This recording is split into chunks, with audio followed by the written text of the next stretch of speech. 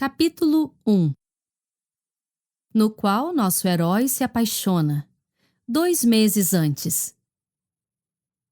Ao contrário da maioria dos homens que conhecia, Gregory Bridgerton acreditava em amor verdadeiro. E seria um tolo se não acreditasse. Porque seu irmão mais velho, Anthony, sua irmã mais velha, Daphne, e seus outros 5 irmãos, Benedict, Colin, Eloise, Francesca e Hyacinth, eram todos perdidamente apaixonados por seus cônjuges. Para a maioria dos homens, esse fato apenas os faria revirar os olhos e querer vomitar. Mas para Gregory, que havia nascido com uma animação excepcional, ainda que, de acordo com sua irmã mais nova, às vezes pudesse ser bem irritante, isso significava apenas que ele não tinha escolha além de acreditar no óbvio. O amor existia. Não era um fruto insignificante da imaginação, inventado para que os poetas não morressem de fome. Podia não ser algo visível, palpável ou perceptível pelo cheiro, mas existia. E era apenas uma questão de tempo até ele também encontrar a mulher de seus sonhos e se casar, procriar e se dedicar a passatempos desconcertantes como fazer esculturas de papel machê e colecionar raladores de noz moscada. Embora, para ser mais específico, o que parecia quase impossível para um conceito tão abstrato, seus sonhos não exatamente incluíssem uma mulher. Bem, ao menos não uma em particular, com atributos pré-definidos.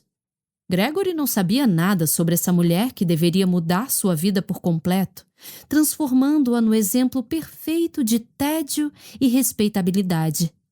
Não fazia ideia se ela seria baixa ou alta, de cabelos negros ou louros.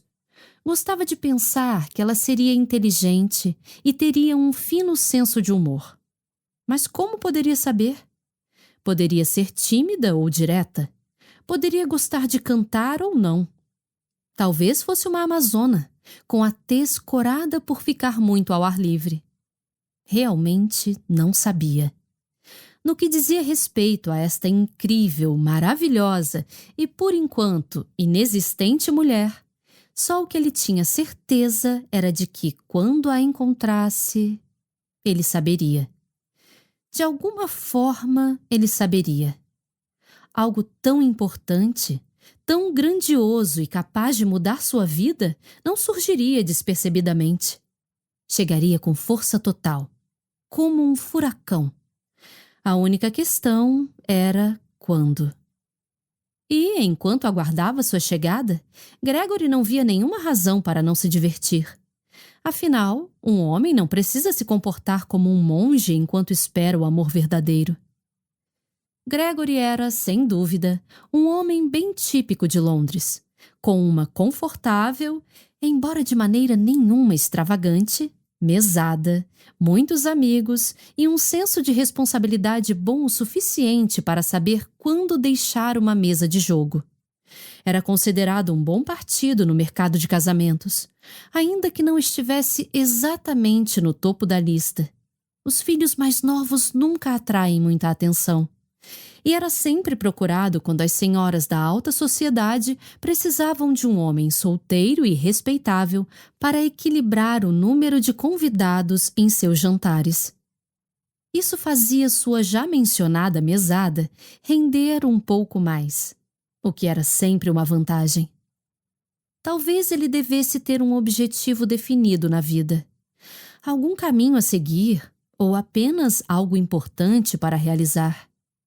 Mas isso podia esperar, não podia? Logo tudo ficaria claro, ele tinha certeza. Logo saberia exatamente o que gostaria de fazer e com quem. Enquanto isso, ele não iria se divertir. Não naquele momento, pelo menos. Naquele momento específico, Gregory estava sentado em uma cadeira de couro, bem confortável, por sinal. Não que isso tivesse alguma influência no caso, fora o fato de que o conforto o levava a sonhar acordado, o que, por sua vez, fazia com que não ouvisse seu irmão, que estava a cerca de 1 metro de distância, seguindo com sua ladainha, que quase com certeza envolvia alguma variação das palavras dever e responsabilidade. Gregory não estava prestando atenção de fato. Nunca prestava. Bem, de vez em quando prestava, mas... Gregory? Gregory! Ele levantou os olhos piscando. Os braços de Anthony estavam cruzados, o que jamais era um bom sinal. Anthony era o Visconde de Bridgerton havia mais de 20 anos. E, apesar de ser um ótimo irmão, ele também poderia ter sido um senhor feudal perfeito.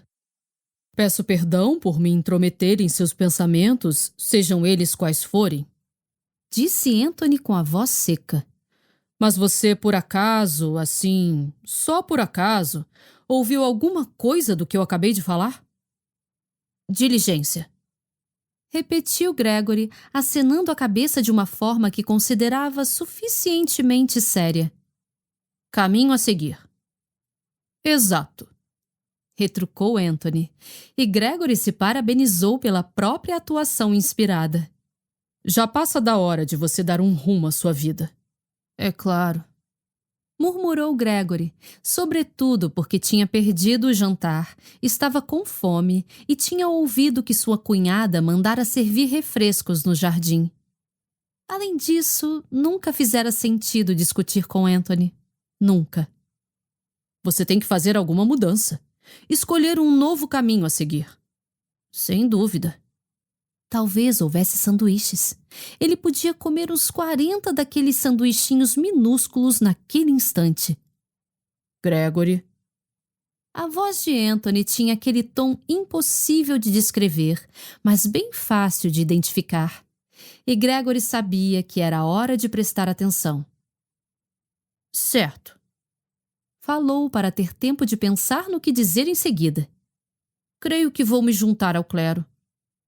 Essa declaração fez Anthony estacar. Ficou paralisado, como uma estátua. Gregory fez uma pausa para saborear o momento. Que pena que ele tivesse de se tornar um vigário para conseguir isso. O que disse? Murmurou Anthony finalmente. Eu não tenho muitas opções. Respondeu Gregory.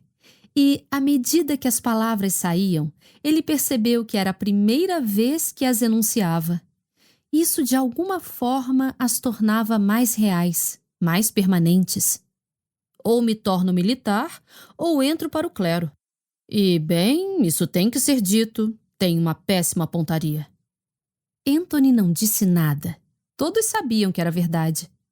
Após um instante constrangedor de silêncio, Anthony murmurou. Também há espadas.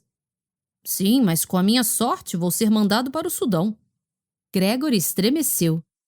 Não quero ser exigente demais, mas pense naquele calor. Você iria querer ir? Anthony respondeu imediatamente. Não, claro que não. E também tem a nossa mãe. Acrescentou Gregory, começando a se divertir. Após uma pausa, Anthony perguntou. E o que ela tem a ver com o Sudão? Ela não iria gostar nem um pouco que eu fosse.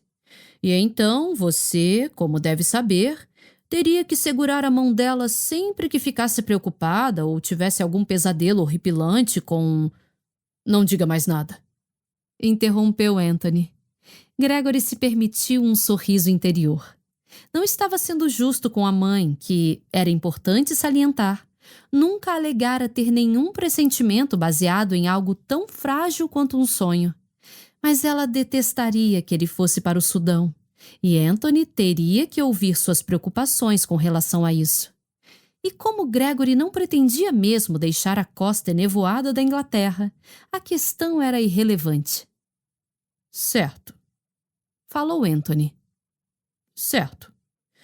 Fico feliz por finalmente termos tido essa conversa. Gregory olhou para o relógio. Anthony pigarreou e, quando falou, havia uma pontada de impaciência em sua voz. E por você finalmente estar pensando em seu futuro. Gregory sentiu o maxilar ficar tenso. Tenho só 26 anos. Lembrou ele. Com certeza sou jovem demais para esse uso repetido da palavra finalmente.